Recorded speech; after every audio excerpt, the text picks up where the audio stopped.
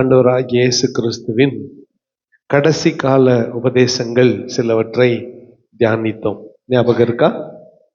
கடைசி காலத்தில் சம்பவிக்க போகிற சிலவற்றை இயேசுநாதரே தம்முடைய வாயை திறந்து சொன்னதை தியானித்தோம். இன்னைக்கு இயேசுநாதர் பஸ்கா ஆடு. இயேசுநாதர் பஸ்கா ஆடு.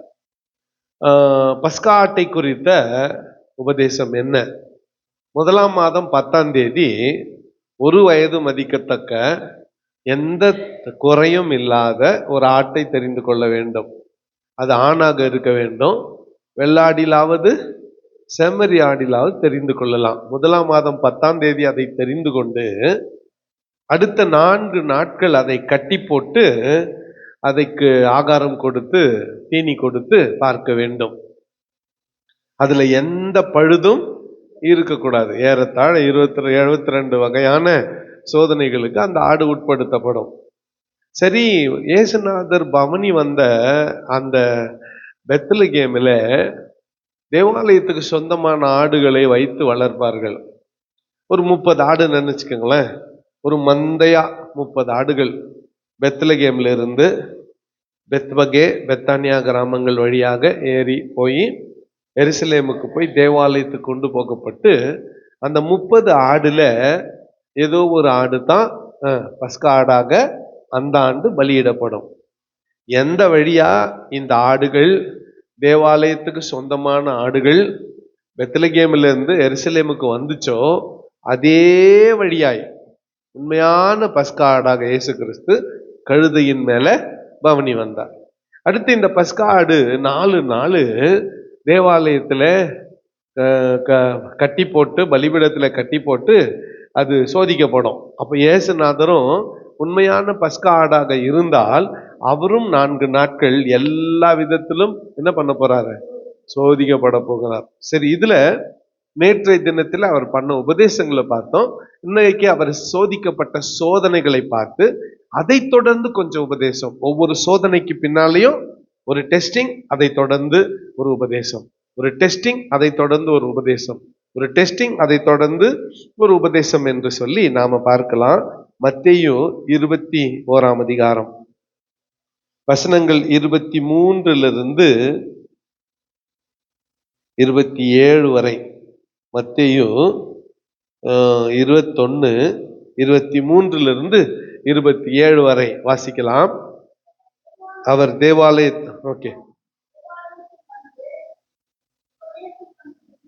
பிரதான ஆசாரியரும் ஜனத்தின் மூப்பரும் அவரிடத்தில் வந்து, நீர் எந்த அதிகாரத்தினால் இவைகளை செய்கிறீர்?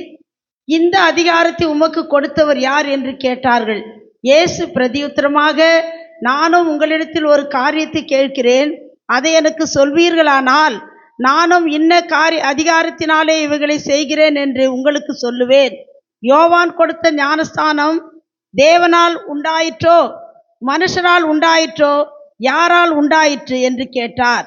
அதற்கு அவர்கள், தேவனால் உண்டாயிற்று என்று சொல்வோமானால் பின்ன ஏன் அவரை விசுவாசிக்கவில்லை என்று நம்மை கேட்பார்.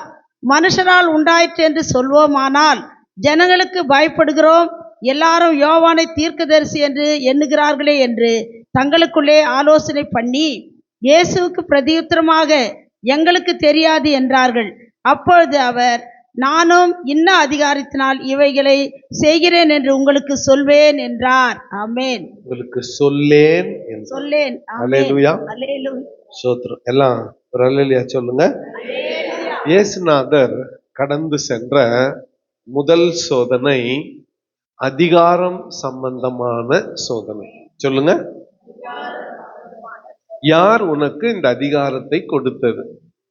உண்மையாகவே என்ன நடந்தது என்று சொன்னால், குருத்தோலை ஞாயிறு, அதாவது குருத்தோலை பவனி அன்று கூட இயேசுநாதர் கழுதையின் மீது இருந்து இறங்கி, கழுதையை விட்டு இறங்கி நேரா எங்க போனாரு? சொல்லுங்க, தேவாலயத்துக்கு போனாரு. அங்கே காசு கடைக்காரர்கள் எல்லாம், திங்கக்கிழமை தானே இதை கேட்டோம், இருக்கிற மணி எக்ஸ்சேஞ்ச் பண்றவங்க, ஆடு விற்கிறவங்க, புறா விற்கிறவங்க, ஈசோப்பு தண்டு விற்கிறவங்க, இவங்க எல்லாருடைய கடையும் கவிழ்த்து போட்டு, என்னுடைய வீடு எல்லா ஜனத்துக்கும் ஜெப வீடு என்னப்படும். அதை என்ன பண்ணிட்டீங்க? கள்ளர் குகை ஆக்கினீர்களே என்று சொன்னாரு. இதுல நேரடியா பாதிக்கப்பட்டது யாரு? பிரதான ஆசாரியர். அந்த பிரச்சனைக்கு, இவர் கடைகளை கவிழ்த்து போட்ட பிரச்சனைக்கு அவங்களால இயேசுநாதரை எதிர்த்து பேச முடியல. ஏன்னா ஜனங்களுக்கே தெரியுது பிரதான ஆசாரியர் செய்யற தவறு. யாருக்கே தெரியுது? ஜனங்களுக்கு யாரும் தட்டி கேட்கல. இயேசுநாதர் வந்து தட்டி கேட்டார். இப்ப இயேசுநாதரை எதிர்த்தா ஜனங்கள் எல்லாம் பிரதான ஆசாரியருக்கு விரோதமா திரும்பிடுவாங்க. ஆனா சப்சிக்வென்ட்லி ஒரு நாள் கழிச்சு அடுத்த நாள் இயேசுநாதர் தேவாலயத்துக்கு வந்தாரு. அங்க வந்து பிரசங்கம் பண்றாரு. அவர் வந்தது ஜனங்க சேர்ந்துக்கிறாங்க, சுகமாக்குகிறார், பிசாசுகளை துரத்துகிறார், ஜனங்களுக்கு விடுதலை கொடுக்கிறார். இதை பார்த்த பிரதான ஆசாரியன் இயேசுநாதரிடத்துல இப்போ வந்து இந்த கேள்வி கேட்கிறான். நீர் தேவாலயத்தில் வந்து உபதேசம் பண்ணுகையில் பிரதான ஆசாரியரும் ஜனத்தின் மூப்பரும் அவரிடத்துல வந்து நீர் எந்த அதிகாரத்தினால் இவைகளை செய்கிறீர்? இந்த அதிகாரத்தை உமக்கு கொடுத்தவர் யார் என்று கேட்டார்கள். இயேசுநாதர் வந்து ஆசாரியன் இல்லை. அந்த நாட்களிலே தேவாலயம் பிரதான ஆசாரியன் வசத்துல இருக்கிறது. அதை இவர் உள்ளே வந்து அங்கே காசுக்காரரை எல்லாம் துரத்தி சுத்திகரித்த போது அதை என்ன அதிகாரத்தினால் இந்த மாற்றங்களை நீர் ஆலயத்துக்குள்ளே கொண்டு வருகிறீர் என்று சொல்லி அவரிடத்துல வினவினார்கள், அவரிடத்துல கேட்டார்கள். அதற்கு அற்புதமான ஒரு பதிலை இயேசுநாதர் சொல்லுகிறதை நாம் பார்க்கிறோம். நீங்க என்கிட்ட கேள்வி கேட்கறது இருக்கட்டும், நானும் உங்களிடத்துல ஒரு காரியத்தை வினவ வேண்டும், ஒரு வாரியத்தை கேட்கிறேன்.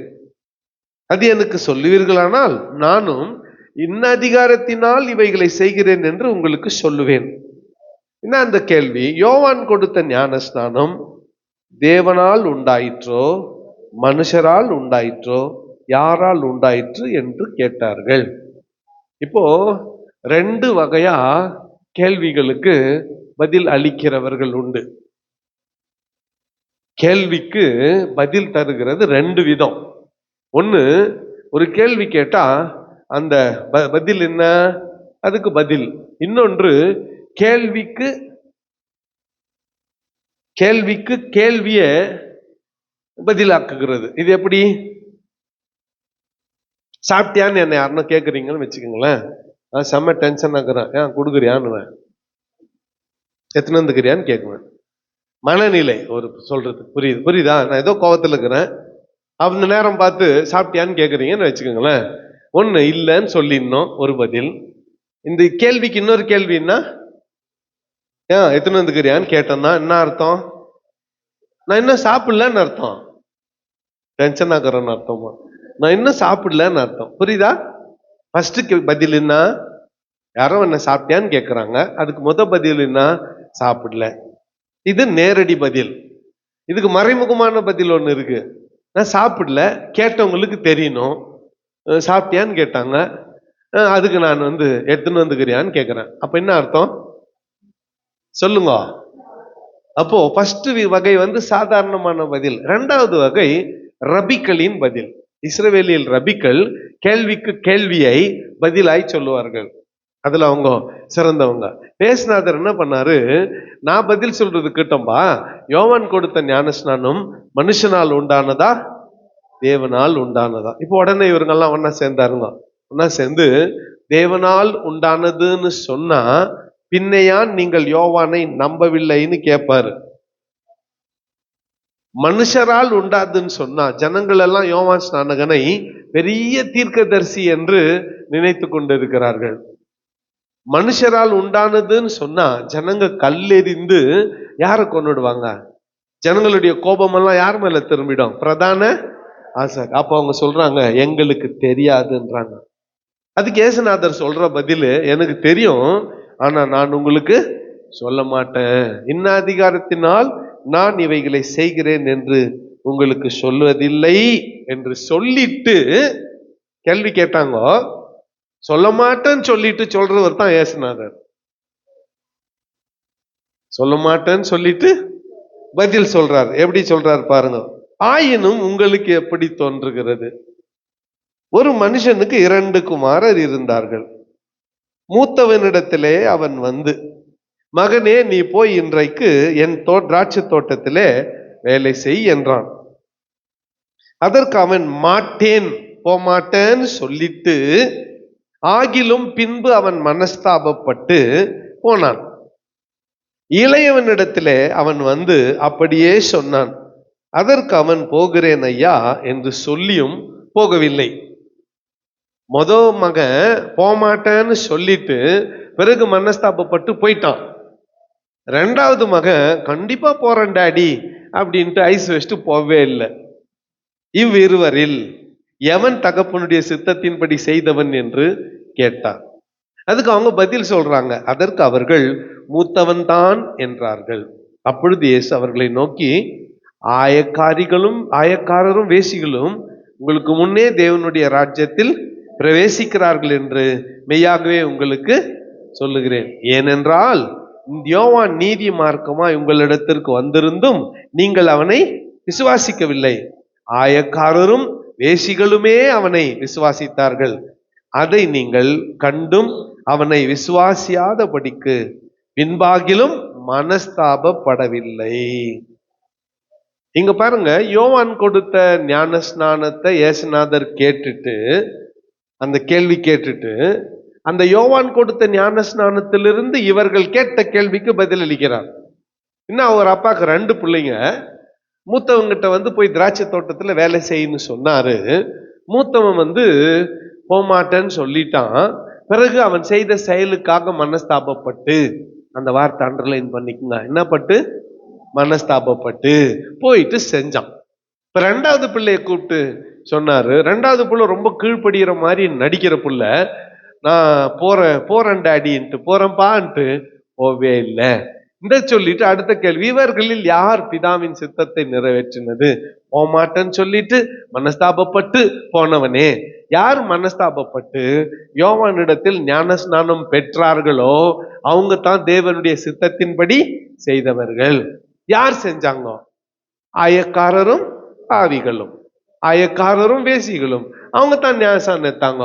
நீங்க ரொம்ப அப்படியே பக்தி வேஷம் போட்டு இருந்துட்டீங்க. நீங்கள் அவனை ஏற்றுக்கொள்ளவில்லை, அவன் சொன்ன உபதேசத்தை ஏற்றுக்கொள்ளவில்லை. அப்போ முதல் கேள்வி, அதிகாரம் சம்பந்தமான கேள்விக்கு சோதனையிலே இயேசு ஜெயித்தார். 2வதாக மத்தேயு எழுதின சுவிசேஷம் 22ஆம் அதிகாரம் வசனங்கள் 15 22 வரை எல்லாரும் சேர்ந்து வாசிக்கலாம். மத்தேயு 22:15 22 வரை. பைபிள் இன்னும் திருப்பாதவங்க டிவியில வந்துச்சு பாரு, சேர்ந்து படிக்கலாம். அப்பொழுது பரிசேயர் போய் பேச்சிலே அவரை அகப்படுத்தும்படி யோசனை பண்ணி தங்கள் சீஷரையும் ஏரோதியரையும் அவரிடத்தில் அனுப்பினார்கள். அவர்கள் வந்து, போதகரே, நீ சத்தியம் உள்ளவர் என்றும் தேவனுடைய மார்க்கத்தை சத்தியமாய் போதிக்கிறவர் என்றும் நீர் முகதாட்சண்யம் இல்லாதவராகையால் எவனை குறித்தும் உமக்கு கவலை இல்லை என்றும் அறிந்திருக்கிறோம். ஆதலால் உமக்கு எப்படி தோன்றுகிறது? ராயனுக்கு வரி கொடுக்கிறது நியாயமோ அல்லவோ? அதை எங்களுக்கு சொல்லும் என்று கேட்டார்கள். இயேசு அவர்கள் துர்குணத்தை அறிந்து, மாயக்காரரே, நீங்கள் என்னை ஏன் சோதிக்கிறீர்கள்? வாரிக்காசை எவன் காண்பியுங்கள் என்றார். அவர்கள் ஒரு பணத்தை அவரிடத்தில் கொண்டு வந்தார்கள். அப்பொழுது அவர், இந்த சுரூபமும் மேலெழுத்தும் யாருடையது என்று கேட்டார். ராயனுடையது என்றார்கள். அவர், அப்படியானால் ராயனுடையதை ராயனுக்கும் தேவனுடையதை தேவனுக்கும் செலுத்துங்கள் என்றார். அவர்கள் அதை கேட்டு ஆச்சரியப்பட்டு அவரை விட்டு போய்விட்டார்கள்.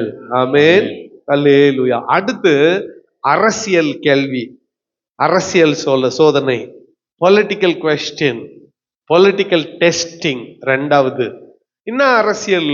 எப்போ இதுக்கு கொஞ்சம் பின்னணி தெரியணும். இன்னும் அந்த பின்னணி, இந்த காலகட்டத்தில் இயேசுநாதர் நாட்களிலே இஸ்ரவேல் தேசம் ரோம சாம்ராஜ்யத்துக்கு உட்பட்டிருந்தது. இப்ப ரோமர் என்ன பண்ணுவாங்க, இஸ்ரவேலரிடத்துல வரி வசூலிப்பாங்க. இப்ப நம்ம கூட நம்ம நாட்டுல இருக்கிறோம். நம்ம நாட்டுல ஒரு குறிப்பிட்ட வருமானம், ஒரு ஸ்லாப், அந்த அளவுக்கு வருமானம் குறைவா இருக்கிறவங்களுக்கு இன்கம் டாக்ஸ் இல்லை. ஆனா மாசத்துக்கு 1,00,000 ரூபாய் சம்பாதிக்கிறவங்களுக்கு, 50,000க்கு மேல சம்பாதிக்கிறவங்களுக்கு இன்கம் டாக்ஸ் இருக்கிறது, வருமான வரி இருக்கிறது. இதுல கவர்மெண்ட் நம்ம நாடு வச்சிருக்கிறது வேலை செய்ய ஆர்கனைசிங் செக்டர்ஸ். நல்ல ஒரு கம்பெனியில வேலை செய்யறவங்கலாம் அந்த கம்பெனியே பெரும்பாலும் என்ன பண்ணிடும், டாக்ஸை கட்டிடும். அது டிடிஎஸ் வேற. அந்த கம்பெனியே எல்லாருடைய இன்கம் டாக்ஸ் எடுத்துன்னு போய் கம்பெனியை சப்மிட் பண்ணிடும், ஆர்கனைஸ்ட் செக்டர்ல இருக்கிறவங்கள. இன்னொன்று சம்பளத்திலே டாக்ஸ் பிடிச்சிடுவாங்க, சம்பளத்திலே பிடிச்சி கவர்மெண்ட்டுக்கு அனுப்பிடுவாங்க. Tax deducted from the source. குறைஞ்ச சம்பளம் இருக்கிறவங்க, குறைஞ்ச வருமானம் இருக்கிறவங்க நம்ம வரி செலுத்துறோமானா, ஆமா செலுத்துறோம். எப்படி செலுத்துறோம்? தக்காளி வாங்க போறோம், 1 கேஜி 10 ரூபா வாங்கின்னு நம்ம வந்துட்டோம். ஆனா எதுக்கெல்லாம் பில்லு போடுறாங்களோ அதுக்கெல்லாம் வரி போடுறாங்க. அந்த வரி நம்ம தான் செலுத்துறோம். ஹோட்டல்ல சாப்பிட போறோம், ஜனதா ஹோட்டல்ல போய் ஒரு மசால் தோசை சாப்பிட்டீங்க, 50 ரூபா பில்லுன்னா 35-36 ரூபாய் தான் தோசை, இல்லை 40 ரூபாய். மிச்சம் 10 ரூபாய் என்ன வரி, ஜிஎஸ்டின்ற பேர்ல நம்ம செலுத்துறோம். இப்போ இயேசுநாதர் நாட்களில இப்போ அடுத்து இன்கம் டாக்ஸ் செலுத்த போறப்போ நாம முன் டிக்ளேர் பண்றது. அன்ஆர்கனைஸ் செக்டர்ஸ் அப்படின்னா, அரசாங்கத்திடத்திலோ கம்பெனியின் இடத்துல சம்பளம் வாங்காம சின்ன சின்ன வேலை செஞ்சுன்னு பெயிண்டர்ஸ், வெல்டர்ஸ் இப்படி இருக்கிறாங்கல்ல, இப்போ என்ன மாதிரி விசுவாச வாழ்க்கையில இருக்கிறவங்க நாங்க போயிட்டு என்ன பண்ணணும்னா, நாங்களே டிக்ளேர் பண்ணோம். Self declaration, voluntary declaration. போன வருஷம் ஃபுல்லா எனக்கு 3 லட்சம் வந்துச்சு. சில நேரத்தில் அது வரிக்கு குறைவா இருந்துச்சுன்னா ஃபைல் பண்ண வேண்டிய அவசியம் இல்லை. ஆனால் பேங்க் லோன் அது இது வாங்குறதுக்கு ஆடிட்டருங்க என்ன சொல்றாங்க, 0 நில் ரிட்டர்ன் கூட என்ன பண்ணி வைங்க, ஃபைல் பண்ணி வைங்கன்னு சொல்றாங்க. சரி, அது ஒரு பக்கம் இருக்கட்டும். ஆனா இயேசுநாதர் நாட்கள்ல அப்படி இல்லை. தேவாலயத்துக்கான வரியை தேவாலயத்துக்கு செலுத்தணும், அரசாங்கத்துக்கான வரியை அரசாங்கத்துக்கு செலுத்தணும். யூதர்கள் எல்லாம் ரோமர்களுக்கு விரோதமா இருந்தபடியால் யூதர்களுக்கு வரி செலுத்துறதுல இஷ்டம் இல்லை. நல்லா புரிஞ்சுக்குங்க, யூதர்களுக்கு வரி செலுத்துறதுல இஷ்டம் இல்லை, ஜனங்களுக்கு வரி செலுத்துறதுல இஷ்டம் இல்லை. இப்ப ஜனங்க முன்னால இந்த கேள்வி கேட்கிறாங்க, இயேசுநாதரை பார்த்து, ராயனுக்கு வரி செலுத்துகிறது நியாயமா? செலுத்தலான்னு சொல்லிட்டார்னா ஜனங்கள்லாம் இயேசுநாதரை, இவர் போய் ஒரு மேசியாவா, இவர் போய் ஒரு ரட்சகரா, நம்ம தான் யூதர்கள் எல்லாம் ராயனுக்கு வரி செலுத்தக்கூடாதுன்னு இருக்கிறோமேன்னு இவர் மேல கோவப்படுவாங்க. ஒருவேளை இயேசுநாதர் வரி செலுத்தக்கூடாதுன்னு சொல்லிட்டார்னா அதே வார்த்தைகள் அப்படியே பிடிச்சி இயேசுநாதரை அரெஸ்ட் பண்ணிடுவாங்க. தேச துரோகம் குற்றத்துல இயேசுநாதரை அரெஸ்ட் பண்ணிடுவாங்க. வரி செலுத்தக்கூடாதுன்னு, ரோமருக்கு வரி செலுத்தக்கூடாதுன்னு சொல்லக்கூடாது. இப்படிப்பட்ட ஒரு கிளர்ச்சியில ஈடுபட்டவன் தான் பரபாஸ். எங்க இருக்கிறான்? ஜெயில இருக்கிறான். இயேசுநாதர் வரி செலுத்தக்கூடாதுன்னு சொன்னார்னா தேச துரோகம். இப்ப நம்ம நாட்டுல கூட இப்படிப்பட்ட ஒரு சூழ்நிலை தான் நிலவுகிறது.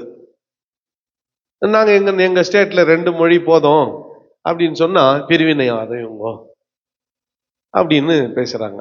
சரி போட்டோம், நம்ம அரசியல் வேண்டாம், நமக்கு அரசியல் வேண்டாம். ஆனா இயேசுநாதர் இதே மாதிரியான ஒரு சூழ்நிலையில கொண்டு நிறுத்தினாங்க.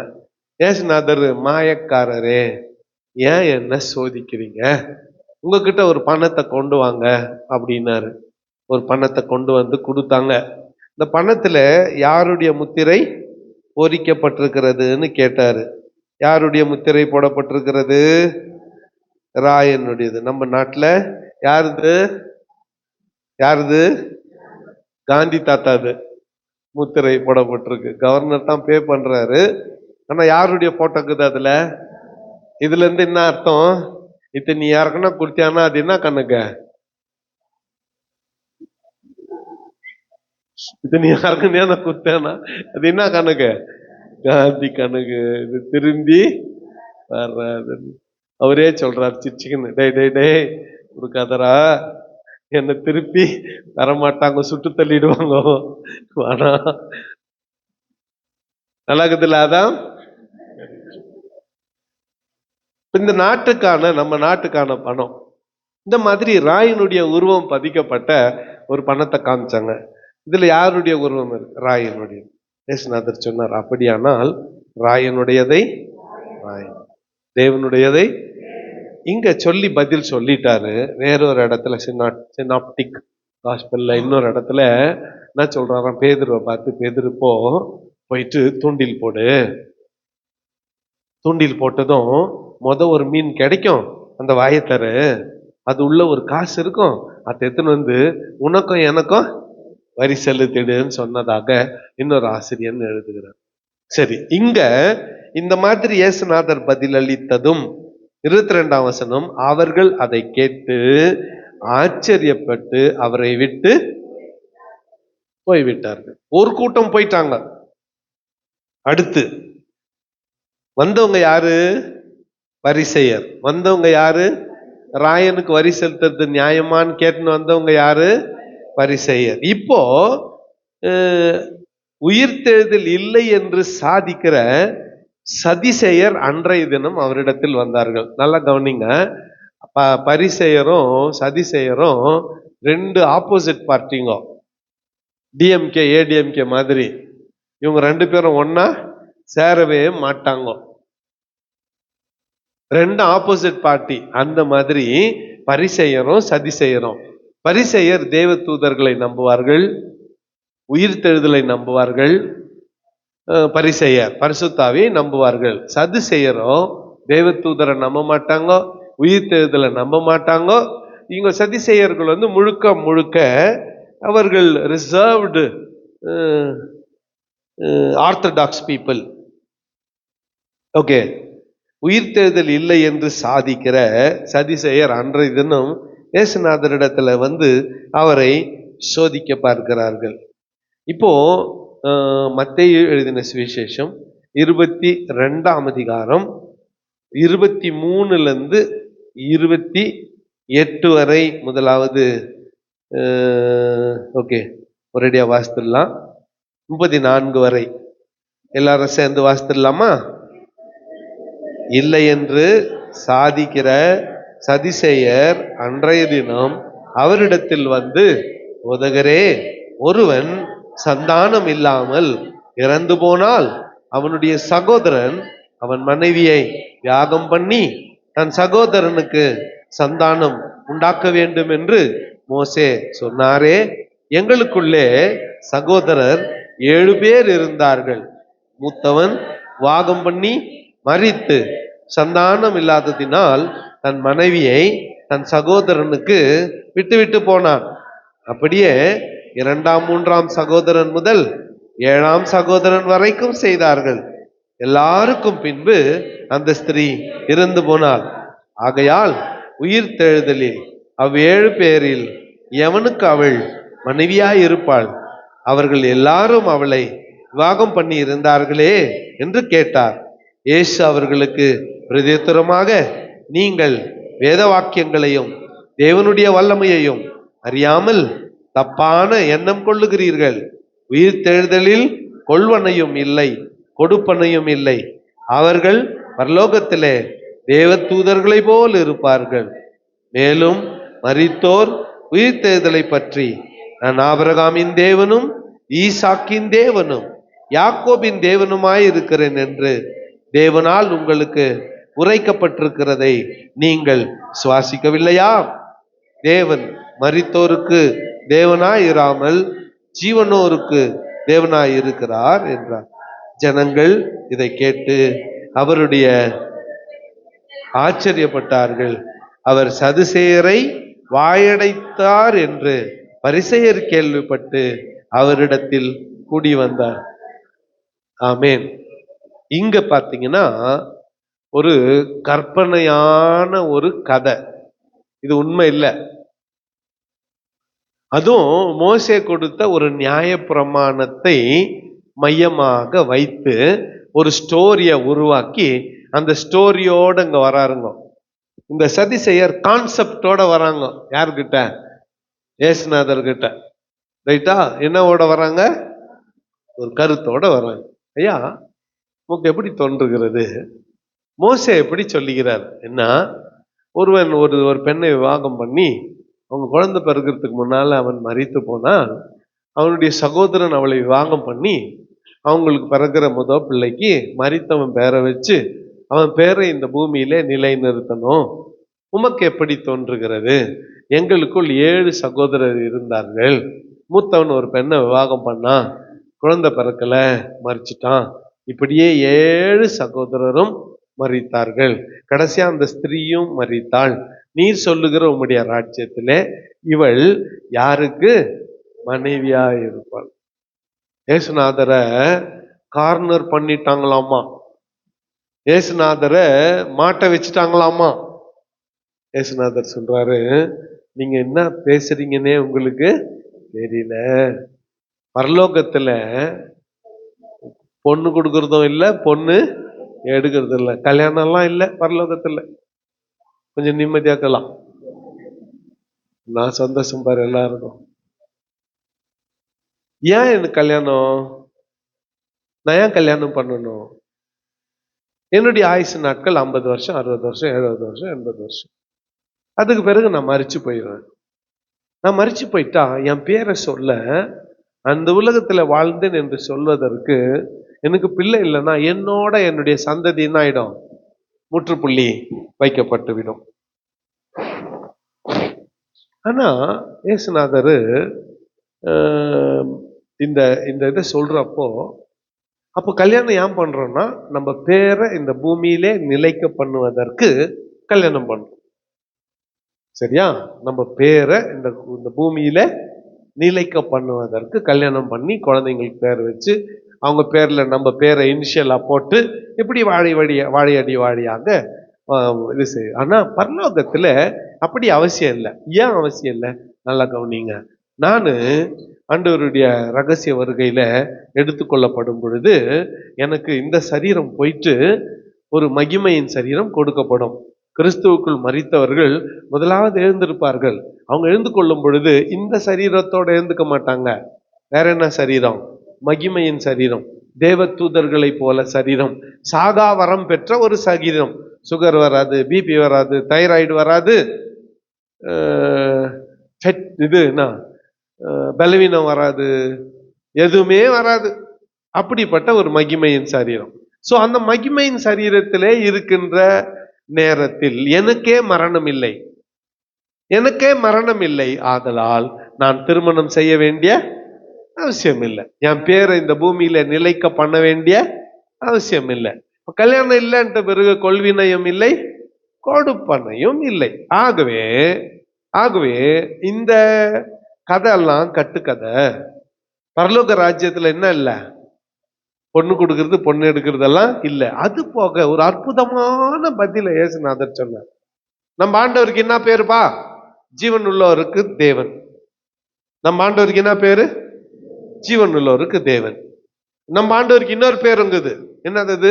ஆபிரகாமின் தேவனும், ஈசாக்கின் தேவனும், யாக்கோபின் தேவனும். இப்போ இது ரெண்டுல எது கரெக்ட்? ரெண்டும் கரெக்ட். இது ரெண்டுல எது கரெக்ட்? ரெண்டும் கரெக்ட். ஃபர்ஸ்ட்ல பிரச்சனை இல்லை, ரெண்டாவதுல பிரச்சனை இருக்குது.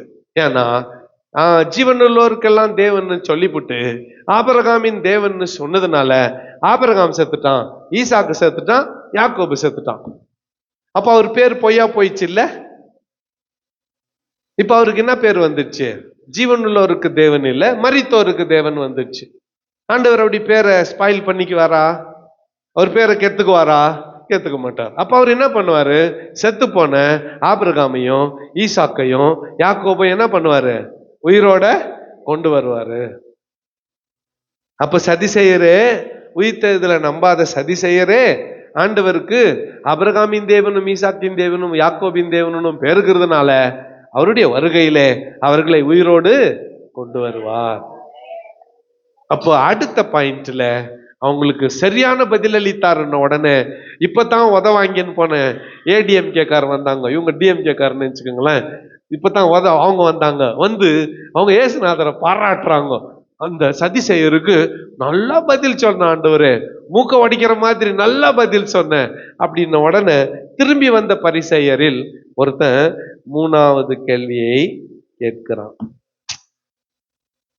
அவர்களில் நியாய சாஸ்திரி ஒருவன். வாசிக்கலாம் 35 46 வரை வாசிக்கலாம்.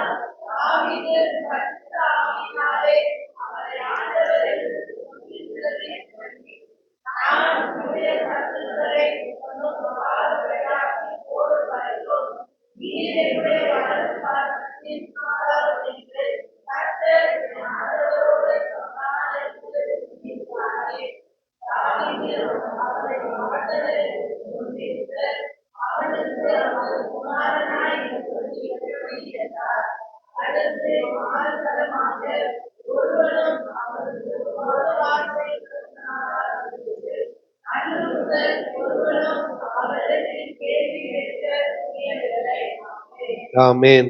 அடுத்த கேள்வி தியாலஜி, வேதாந்தம் சம்பந்தமான ஒரு கேள்வி, இறையியல் கேள்வி.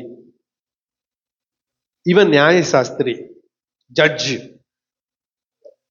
லாயர்.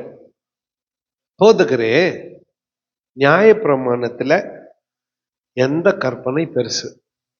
இருக்கிற சட்டத்திலே பெரிய சட்டம் எது அப்படின்னு கேட்ட மாதிரி எது? நியாய பிரமாணத்துல பெரிய கற்பனை எது? நம்ம என்ன பதில் சொல்லியிருப்போம்? உடனே 10 கட்டளைகள் கிட்ட போயிட்டு இருப்போம். ஆமா தானே? அம்மாவா இல்லையா? 10 கட்டளை என்ன சொல்லுது?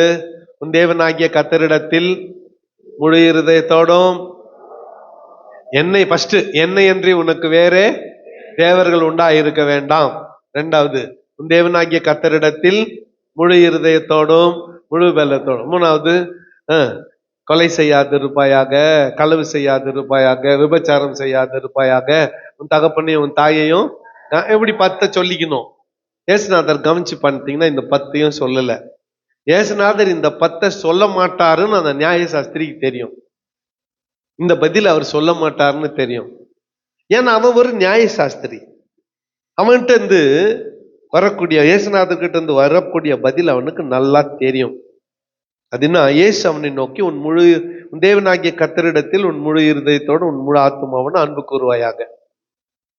இது 1ஆம் கற்பனை. இதற்கு ஒப்பாய் இருக்கிற 2ஆம் கற்பனை, உன்னிடத்தில் அன்பாய் இருக்கிறது போல நீ பிறனிடத்திலும் அன்பாயிரு. இங்க இப்படி நேரடியா இருக்கு. லூக்கால நினைக்கிறேன், இஸ்ரவேலே கேள், உன் தேவனாகிய கர்த்தர் ஒருவரே கர்த்தர்னு பதில். என்ன இது? இஸ்ரவேலே கேள், உன் தேவனாகிய கர்த்தர் ஒருவரே கர்த்தர். இதுல தேவனாகிய கர்த்தரிடத்தில் முழு இருதயத்தோடும் முழு ஆத்மாவோடும் முழு பலத்தோடும் அன்பு கூறுவாயாகன்ற அந்த 1ஆம் கற்பனைக்கு சமமா இங்க என்னன்னா, உன்னிடத்தில் நீ அன்பு கூறுவது போல.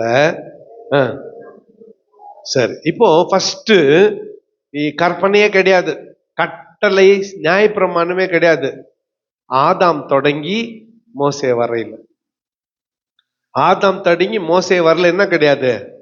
கட்டளை நியாயப்பிரமாணம் எல்லாம் கிடையாது. அவனவன் தன்னுடைய மனசாட்சியின்படி வாழ்ந்து கொண்டிருந்த காலம். சீனாய் மலையில கர்த்தர் மோசே கிட்ட என்ன குத்துட்டாரு?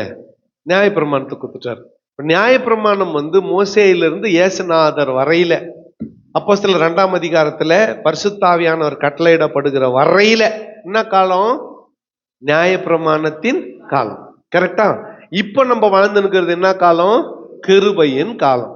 இப்ப கிருபையின் காலத்துல உக்காந்துக்குன்னு நியாயப்பிரமாணத்தின் காலத்தை குறித்து நாம பேசுறோம். சட்ட திட்டம் எப்போ வந்துச்சு?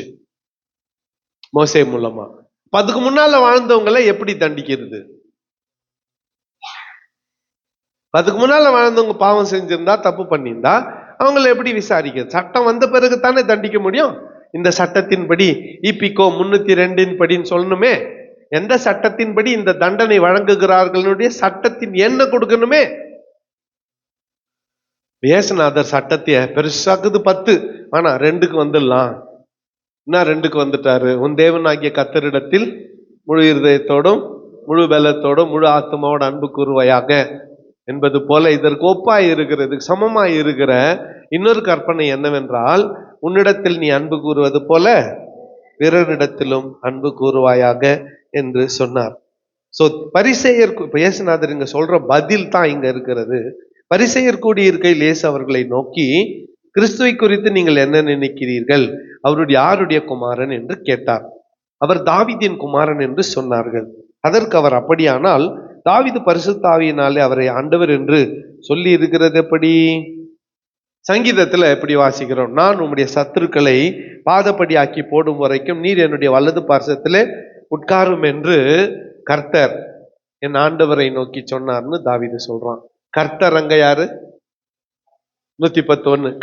கர்த்தர் யாரு? கவனிங்க இந்த வசனத்துல. கர்த்தர் யாரு? பிதா. என் ஆண்டவர் யாரு? இயேசு. இத சொல்றது யாரு? தாவீது.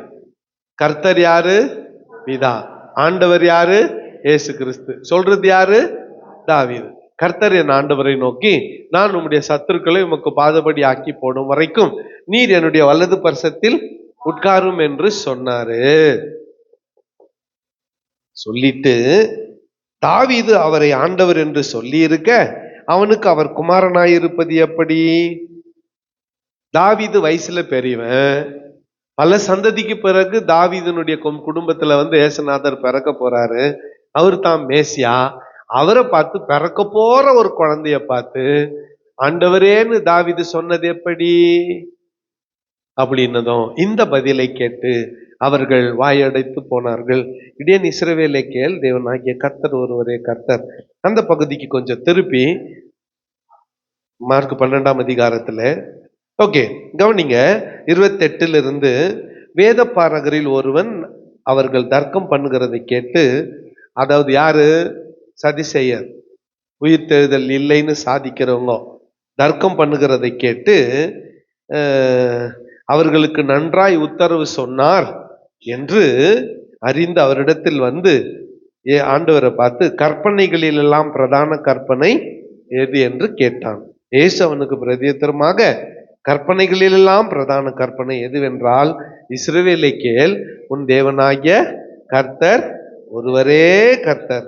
ஆகவே அந்த கர்த்தரிடத்தில், உன் தேவனாகிய கர்த்தரிடத்தில் முழு இருதயத்தோடும் முழு ஆத்துமாவோடும் முழு மனதோடும் பலத்தோடும் அன்பு கூறுவாயாக என்கின்ற இந்த கட்டளையை இயேசு அவர்களுக்கு சொன்னார்.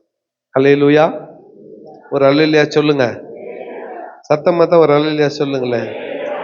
அடுத்து ஒரு முக்கியமான ஒரு சோதனை. இயேசுநாதரிடத்துல குற்றம் கண்டுபிடிக்க இந்த சோதனை.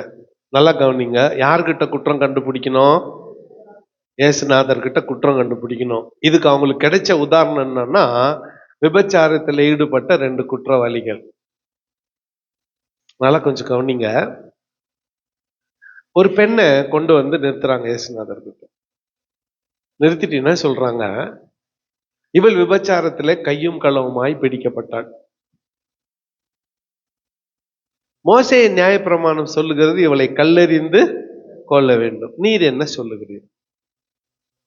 இவருங்க ரொம்ப யோக்கியனா இருந்திருந்தா அவளை உயிரோட கொண்டு வந்து இயேசுநாதர்கிட்ட என்ன பண்ணிருக்கூடாது, நிறுத்தி இருக்கக்கூடாது. இவங்க ரொம்ப சட்டத்தை காப்பாத்துறவங்க, என்ன பண்ணியிருக்கணும், அங்கேயே அவளை கல்லெறிந்து கொன்னுட்டுக்கணும்.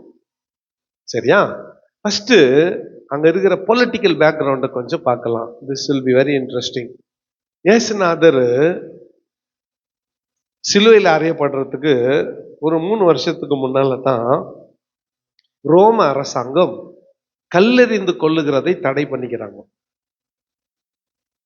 என்ன சொல்லுங்க? கல்லெறிந்து கொல்றத தடை பண்ணிக்கிறாங்க. யாரும் யாரையும் கல்லெறிந்து கொல்லக்கூடாது. ஆகவே தான் புது வகையான தண்டனைய இன்ட்ரோடியூஸ் பண்ணி இருக்கிறாங்க. அது என்ன மரணம்? சிலுவை மரணம். சோ இந்த மனசுல வச்சுக்கோங்க. இப்போ இவங்க மத நம்பிக்கையுடைய ஒரு கேள்வியை கொண்டு வந்து நிறுத்துறாங்க. இவள் கல்லெறிந்து கொல்லப்பட வேண்டும் மோசேயின் ஆகமங்களின்படி, நீர் என்ன சொல்லுகிறீர்? ஃபர்ஸ்ட் தண்டனையை பார்த்துட்டு அப்புறம் பிரச்சனைக்கு வரலாம். இயேசுநாதர் அப்படியா பண்ணா கல்லெறிந்து கொள்ளுங்கள்னு சொல்லிட்டு இருந்தாருன்னு வச்சுக்கோங்க, அவளை கல்லெறிஞ்சு கொண்டு இருக்க மாட்டானுங்க, காப்பாத்திட்டு இருப்பானுங்க. ஆனா இயேசுநாதர் மேல குற்றம் சுமந்துட்டு இருக்கோம். என்ன குற்றம்? தேச துரோகம், சட்டத்தை மீறினவர். ஏன்னா இப்ப ரோம சட்டம் என்னங்குது, யாரையும் கல்லெறிந்து கொல்லக்கூடாதுன்னு சொல்லுது. மோசேயின் சட்டம் என்ன சொல்லுது? கல்லெறிந்து இது கீழ்படியிருதா அது கீழ்படியிருதா? யார் மாட்டிக்கிந்து சொல்லுங்க? இயேசுநாதர் மனசாட்சி தொட்டு சொல்லுங்க, தப்பு பண்ணது யாரு? யாரோ 2 பேரு. பழி யார் மேல வருது? இயேசுநாதர். இயேசுநாதர் யாரு? இவங்களை அவ்வளோ சலைச்சவரா? சொல்லுங்க. ஃபர்ஸ்ட் நியாய பிரமாணத்துக்கு வரலாம். மோசேயின் நியாய பிரமாணம் என்ன சொல்லுதுன்னா, ஒரு ஆண் ஒரு பெண்ணோடு தகாத உறவு வைத்தால் முதல் தண்டிக்கப்பட வேண்டியது அந்த ஆண். இயேசுநாதர் கேட்காம கேட்கிறார். எங்கப்பா அவன்? கல்லு வச்சு நின்னுக்கிறான் வரிசையில. இயேசுநாதர் சொன்னார், உங்களில் இவள். பாஸ்டர்ஸ் மீட்டிங்ல எல்லாம் இது விளக்குறது எனக்கு ரொம்ப கஷ்டமா இருக்கும். இங்க கூட தான். எப்படின்னா, நான் ஒருத்தனை ஒரு குறிப்பிட்ட குற்றத்துக்கு தண்டிக்கணும்னா நான் அந்த குற்றத்தை செஞ்சிருக்க கூடாது. நான் பொய்யே பேசாத இருந்திருந்தா தான் நீ பொய்யன்னு ஒருத்தரை சொல்லணும். நான் திருடாமலே இருந்திருந்தா தான் நீ திருடன்னு ஒருத்தரை நியாயந்திக்கணும். நானே அத்தான் 100 மடங்கு செஞ்சுட்டு கையில கல்லு வச்சுருக்கிறேன். இங்க வேத மொழிபெயர்ப்பாளர்கள் கொஞ்சம் கண்ணியமா மொழிபெயர்ச்சி வச்சாங்க. என்னன்னு? உங்களில் பாவம் செய்யாதவன். ஆனா என்ன சொல்லுதுன்னா, உங்களில் இவளோடு விபச்சாரம் செய்யாதவன். என்ன, அவள் அந்த கிராமத்துல இருக்கிற ஒரு வேசி, ஒரு விபச்சாரி. அவளை பிடிச்சிட்டு வந்து நிறுத்தினாங்க. இப்ப இயேசுநாதர் என்ன சொன்னாரு? உங்களில் பாவம் செய்யாதவன் அவள் மீது கல்லை போட கடவன்னு கீழே எழுதினாருன்னு சொல்லுது. அவருடைய விரலால் எழுதினார். இதுக்கு நிறைய பேர் நிறைய விளக்கம் சொல்லுவாங்க. சரிதானா? என்னை பொறுத்தவரையில பெஸ்ட் விளக்கம் என்னன்னா, யாரெல்லாம் கல் வச்சு நின்னுக்கிறாங்கன்னு பார்ப்பாரு. பாஸ்டர் மீட்டிங்னா பாஸ்டங்களே வச்சு வாங்கிடுவேன். எங்கெல்லாம் நம்ம ஆட்களாகிறீங்களே, உங்களெல்லாம் சொல்ல முடியாது நான். இந்த ஒரு கல்லு வச்சுன்னு ஃபர்ஸ்ட் நின்னுக்கிறது யாரு? பிரதான ஆசாரியன். அவன் பேரை எழுதுறாரு, காய்பா. 1/5/1932 டேட்டு. சாயந்தரம் 5 மணில இருந்து 5:30 மணி வரலாம். அவன் எட்டி பார்த்தான், நம்ம பேர் லிஸ்ட்ல வந்துச்சுன்னு கல்ல கீழே போட்டு போயிட்டான். நெக்ஸ்ட் அசிஸ்டன்ட் கிட்ட நெக்ஸ்ட் ஆளு ஆதாமு. அந்த ஆதாமு அவன் பேர் வந்துச்சு. ஆதாம் கல்ல கீழே போட்டு போயிட்டான். நெக்ஸ்ட் முத்து கல்லுக்கு. அவனுக்கு எதுவும் சொல்ல முடியாது, என்ன நகைச்சுவையத்துக்கு வானுங்க. அப்படி வரிசையா ஒருத்தர் பேரா வந்துச்சு. எல்லாரும் கல்லு கீழே போட்டு போயிட்டானுங்க. இயேசுநாதர் எல்லாரும் கல்லு கீழே போட்டாங்கன்னு தெரியும். ஏன்னா எல்லாரும் பேரும் அங்க வந்துச்சு. அதனால எல்லாம் கல்ல. இயேசுநாதர் பெருசா ஒரு கல் எடுத்துக்கினாரு. மகளே, ஒரே அடி போட்டு தலையில உடச்சி மண்டைய பொழந்து சா வச்சிருவேன் உன்ன நானு. கல்லு கீழே போட்டு போ, இனி பாவம் செய்யாது. அவளை கல்லுல அறிஞ்சிருந்தா இயேசுநாதர் அறையக்கூடாதுன்னு சொல்லியிருந்தா இவர் மேசியாவா இருக்க முடியாது. அறையலான்னு சொல்லியிருந்தா மோசி இவங்க ரோம சட்டத்தின்படி என்ன ஆயிட்டு இருப்பாரு? குற்றவாளி ஆயிட்டு இருப்பாரு. ஆனா 2 இயேசுநாதர் அவளை போ, இனி பாவம் செய்யாதேன்னு சொல்லி நம்மை மேசியாவாக வெளிப்படுத்தினார். அல்லேலூயா. ஒரு அல்லேலூயா சொல்லுங்க. சத்தமா ஒரு அல்லேலூயா சொல்லுங்க. சரி, இந்த 4 சோதனையிலும் இயேசுநாதர் ஜெயித்தார். 4 சோதனை ஒரு முக்கியமா ஒரு கேள்வி. என்ன அந்த கேள்வி? இஸ்ரவேலே கேள், உன் தேவனாகிய கர்த்தர் ஒருவரே கர்த்தர்னு பதிலளிச்சாரே, அந்த அற்புதமான ஒரு கேள்வி. சோ இவைகள் எல்லாம் இயேசுநாதர் சோதித்த பிறகு எப்படி 4 பலிபீடத்தின் கொம்புகளிலே கட்டப்பட்ட அந்த ஆடு சோதிக்கப்படுமோ அவ்வண்ணமாக உண்மையான பஸ்கா ஆடாக இயேசு கிறிஸ்து 4 கூட்டத்தாராலும் சோதிக்கப்பட்டு விட்டார். சோதிக்கப்பட்டும் குற்றம் அல்லாதவராய், பாவம் இல்லாதவராய் தன்னை ஆயத்தப்படுத்தி கொண்டார். அப்படியானால் நாளை மாலை பஸ்கா ஆடாக அவர் கெத்செமனே தோட்டத்திலே கைது செய்யப்பட போகிறார். அல்லேலூயா. ஒரு அல்லேலூயா சொல்லுங்க. Now he is fully eligible to be the Passover lamb. எல்லா விதத்திலும் சோதிக்கப்பட்டு மாசற்றவராய், பிழையற்றவராய், பஸ்கா ஆடாக தன்னை ஒப்பு கொடுக்க எல்லா விதத்திலும் பொருத்தமானவராய் இயேசு இப்பொழுது மாறுகிறார். அல்லேலூயா. சும்மா அவரை சோதிச்சாங்கன்னு நினைச்சீங்களா? இல்ல, அந்த மகா பரிசுத்த ஸ்தலத்துல, அதாவது பரலோகத்துல இருக்கக்கூடிய அந்த மகா பரிசுத்த ஸ்தலத்துல அகில உலகத்தின் பாவத்தையும் பரிகரிக்கிற ரத்தம் எல்லா விதத்திலும் சோதிக்கப்பட்டு பாவம் இல்லாத ரத்தமாய் இருக்க வேண்டும்.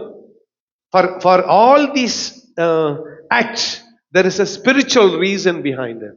இந்த எல்லா கேள்விகளுக்கும், இந்த எல்லா சோதனைகளுக்கும் ஒரு ஆவிக்குரிய காரணம் பின்ன இருக்கிறது. பேதையான ஒருத்தனை சிலுவையில் அரைஞ்சு அந்த ரத்தத்தை எடுத்துன்னு போய் செலுத்தினா அது பொருந்தாது. பேதை, அவன் முட்டாளு, அவனுக்கு ஒன்றும் தெரியாது. ஒரு உதாரணத்துக்கு, புத்தி சுவாதீனம் இல்லாத ஒருத்தனை சிலுவையில் ஏற்றிட்டா அவனுக்கு என்ன தெரியும்? சுயநினைவு இல்லாத ஒருத்தனை, பயத்தக்காரன ஒருத்தனை சிலுவையில் ஏற்றிட்டா அவனுக்கு என்ன தெரியும்? சொல்லுங்க, தெரியுமா? ஒன்றும் தெரியாது. அப்படி இல்லை. அதனால்தான் காடியை தொட்டு, கடற்காலான்ல காடியை தொட்டு அவர் கொடுத்தப்போ அதை குடிச்சிருந்தாருன்னா போதை ஏறி மயக்கத்துல இருந்திருப்பார் உயிர் போறப்போ. ஏசுநாதர் அதை சும்மா நாக்குல பாட்டோன்னு விறுவிறுன்னு ஏறுற மாதிரி இருந்துச்சா, அதை ரிஜெக்ட் பண்ணிட்டு என்ன சொன்னாரு? முடிந்ததுன்னு சொன்னார். It is finished. நாளைக்கு இல்லை, நாளை மறுநாள் அதை குறித்து நாம கேட்க போகிறோம். அருமையான ஆண்டவருடைய பிள்ளைகளே, இந்த இரவிலே நாம் அறிந்து கொண்ட பாடம், எல்லா விதத்திலும் இயேசு சோதிக்கப்பட்டவர். இந்த நாளையும் பார்த்தா நமக்காகத்தான் இவைகளில் சோதிக்கப்பட்டார். அவர் நமக்காகத்தான், நம்மை மீட்டெடுக்க இவைகளில் இயேசு சோதிக்கப்பட்டு பாவம் இல்லாதவராய், குற்றம் இல்லாதவராய், பிழை இல்லாதவராய், மாசு இல்லாதவராய் தம்மை தாமே பஸ்கா ஆடாக பலியாக ஒப்பு கொடுத்தார். கர்த்தர் தாமே இந்த வார்த்தைகளை நமக்கு ஆசீர்வதித்து தரட்டும். உனக்காக எனக்காக இயேசு தம்முடைய பலிபீடமாகிய சிலுவையிலே கட்டப்பட்டார். தம்முடைய பலிபீடத்தின் கொம்புகள் அண்டையிலே கட்டப்பட்டார். உனக்காக எனக்காக, உனக்கும் எனக்கும் பாவ மன்னிப்பாகிய மீட்பை சம்பாதித்து கொடுக்கும்படியாக. கண்களை மூடி கர்த்தரை நோக்கி பார்ப்போம்.